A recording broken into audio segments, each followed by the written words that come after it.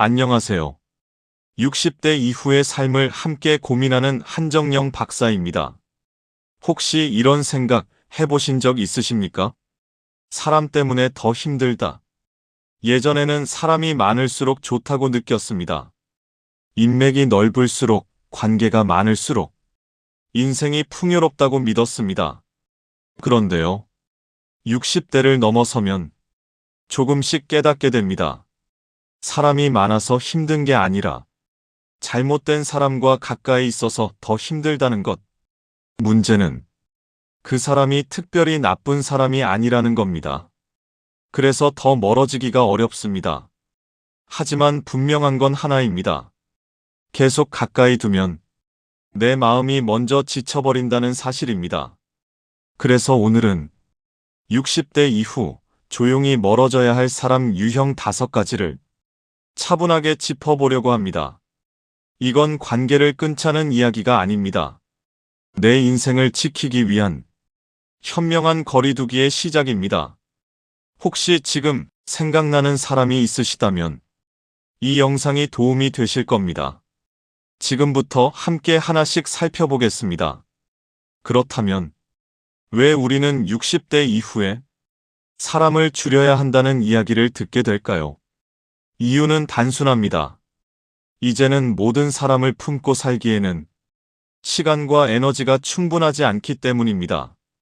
젊을 때는 달랐습니다. 사람을 넓히는 것이 중요했습니다. 관계를 만들고 기회를 만들고 더 많은 사람과 연결되는 것이 인생을 키우는 방법이었습니다. 하지만 지금은 다릅니다. 이제는 넓히는 시기가 아니라 지키는 시기입니다. 몸의 체력도 줄어들고 감정을 회복하는 힘도 예전 같지 않습니다. 한번 상처를 받으면 예전보다 훨씬 오래 남습니다. 그래서 중요한 건 사람의 숫자가 아니라 관계의 질입니다. 많은 사람 속에서 지치는 삶보다 몇 사람과 편안한 삶이 훨씬 더 건강합니다. 그런데 문제는 우리는 여전히 예전의 기준으로 사람을 붙잡고 있다는 것입니다.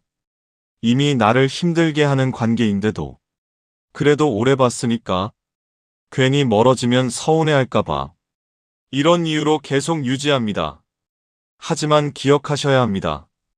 관계를 유지하는 것도 선택이고 거리 두는 것도 선택입니다. 그리고 그 선택은 이제는 남이 아니라 내가 나를 위해 해야 합니다. 이제부터는 내 마음을 지키기 위해 조금은 냉정하게 사람을 바라볼 필요가 있습니다. 그래야 남은 인생이 훨씬 편안해집니다. 혹시 이런 분 주변에 있으십니까? 만나기 전에는 괜찮은데 막상 대화를 시작하면 분위기가 점점 무거워지는 사람.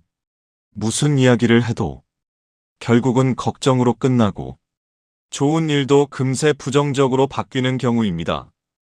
요즘 좀 괜찮아졌어라고 말하면 그거 오래 못 가라고 답하고 이제 좀 살 것 같아라고 하면 요즘 세상이 얼마나 무서운데라고 말합니다. 처음에는 공감해주고 싶어서 열심히 들어줍니다. 그런데 어느 순간부터 이상하게 마음이 지치기 시작합니다. 이유는 간단합니다. 감정은 생각보다 강하게 전염되기 때문입니다. 우리는 모르는 사이에 그 사람의 말투, 생각, 감정을 그대로 받아들이게 됩니다. 그래서 이런 사람과 자주 만나면 나도 모르게 세상을 더 부정적으로 보게 됩니다. 이게 가장 무서운 부분입니다. 상대는 변하지 않는데 내 마음이 먼저 변해버리는 것. 그래서 중요한 기준이 하나 있습니다. 그 사람을 만난 뒤 내 마음이 가벼워지는지 아니면 더 무거워지는지. 만약 반복해서 기분이 가라앉는다면 그 관계는 한 번쯤 다시 생각해 보셔야 합니다. 이건 상대를 나쁘게 보는 게 아닙니다. 단지 내 마음을 지키기 위한 선택입니다.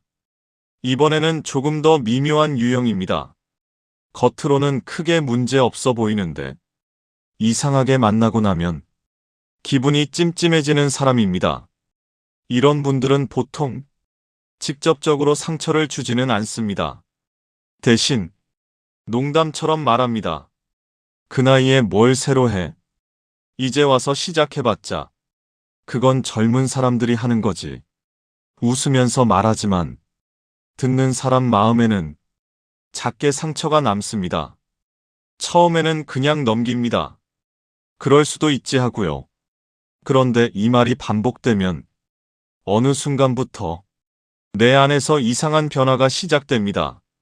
무언가를 하려다가도 괜히 하지 말까라는 생각이 들고 시작하기도 전에 스스로를 포기하게 됩니다. 이게 바로 가장 조용하게 무너지는 방식입니다. 누군가의 말이 내 가능성을 대신 결정해버리는 것.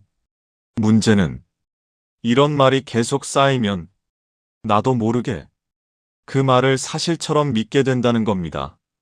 그래서 꼭 기억하셔야 합니다.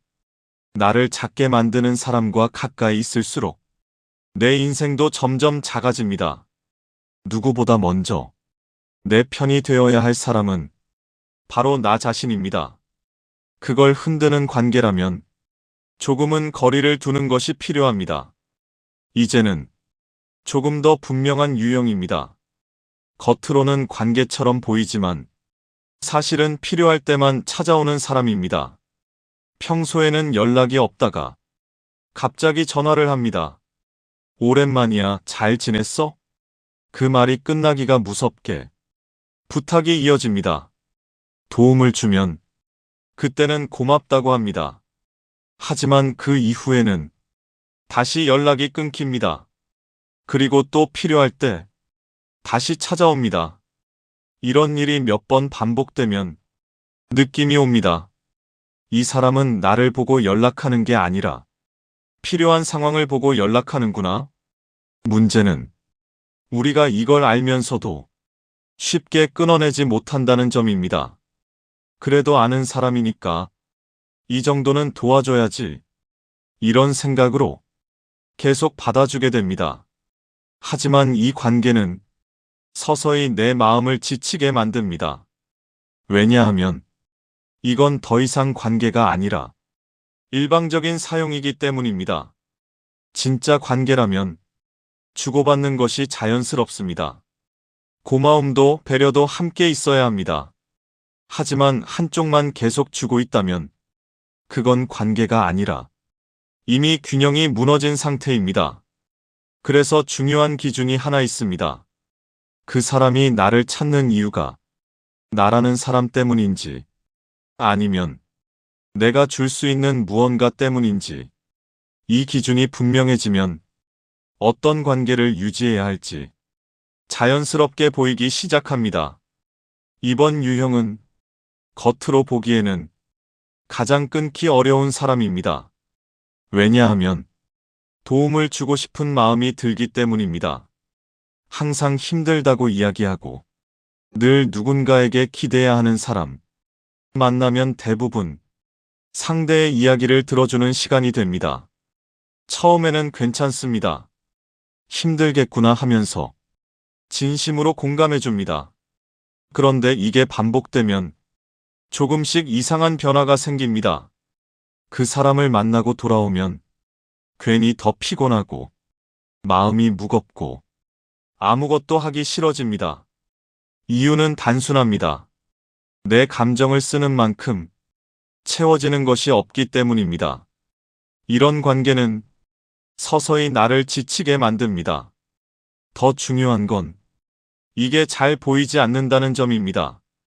겉으로는 좋은 일을 한 것 같고 상대를 도운 것 같지만 실제로는 내 에너지가 계속 빠져나가고 있는 상태입니다. 공감은 필요합니다. 하지만 모든 감정을 내가 책임질 필요는 없습니다. 상대의 인생까지 내가 대신 짊어질 수는 없습니다. 그래서 꼭 기억하셔야 합니다. 누군가를 도우면서도 내가 계속 지치고 있다면 그 관계는 다시 한번 점검해 볼 필요가 있습니다. 나를 지키지 못하면 결국 아무도 도울 수 없습니다. 마지막으로 살펴볼 유형은 조금은 조용하지만 오래 함께할수록 영향이 큰 사람입니다. 바로 변화를 거부하는 사람입니다. 이런 분들은 늘 말합니다. 나는 원래 이렇게 살아왔어. 이 나이에 뭘 바꿔? 그건 필요 없어. 처음에는 이해가 됩니다. 오랫동안 살아온 방식이 있으니까요. 하지만 문제는 이 태도가 계속 반복되면 그 사람만 멈추는 것이 아니라 함께 있는 나까지 조금씩 멈추게 만든다는 점입니다. 새로운 것을 해보려 하면 괜히 하지 말라는 말이 돌아오고 조금이라도 바꾸려 하면 그대로가 편하다고 막습니다. 결국 도전하려던 마음도 조용히 사라집니다. 이게 가장 위험한 부분입니다. 나도 모르는 사이에 내 인생의 방향이 그 사람의 기준에 맞춰지는 것. 60대 이후의 삶은 멈추는 시기가 아니라 오히려 더 나답게 살아가는 시기입니다. 작은 변화 하나가 삶의 질을 크게 바꿀 수 있는 시기이기도 합니다. 그런데 그 가능성을 계속 막는 관계라면 그건 단순한 성향 차이가 아니라 내 삶의 흐름을 제한하는 요소가 됩니다. 그래서 꼭 기억하셔야 합니다. 함께 있을수록 내가 앞으로 나아가지 못한다면 그 관계는 다시 생각해 볼 필요가 있습니다. 여기서 많은 분들이 이런 생각을 하십니다. 그래도 사람을 그렇게 쉽게 멀리해도 될까? 너무 냉정한 건 아닐까? 충분히 드는 생각입니다. 그래서 분명히 말씀드립니다. 오늘 말씀드리는 건 관계를 끊으라는 이야기가 아닙니다. 단지 거리 조절이 필요하다는 이야기입니다. 우리는 종종 두 가지 중 하나로만 생각합니다. 계속 가깝게 지내거나 아예 끊어버리거나. 하지만 실제로는 그 사이에 훨씬 중요한 선택이 있습니다. 바로 조용히 거리를 두는 것입니다. 예를 들어 예전처럼 자주 만나지 않아도 되고 모든 이야기를 다 나눌 필요도 없습니다. 연락이 와도 예전처럼 반응하지 않아도 됩니다. 조금은 덜 깊게, 조금은 덜 가까이 그렇게 관계를 유지할 수 있습니다. 이 방법이 중요한 이유는 서로 상처를 주지 않으면서도 내 마음을 지킬 수 있기 때문입니다. 그리고 무엇보다 가장 자연스러운 방식입니다. 사람은 원래 시간이 지나면서 관계의 거리가 변하게 되어 있습니다. 그 흐름을 억지로 붙잡지 않는 것, 그게 바로 성숙한 관계 정리입니다. 그래서 기억하셔야 합니다.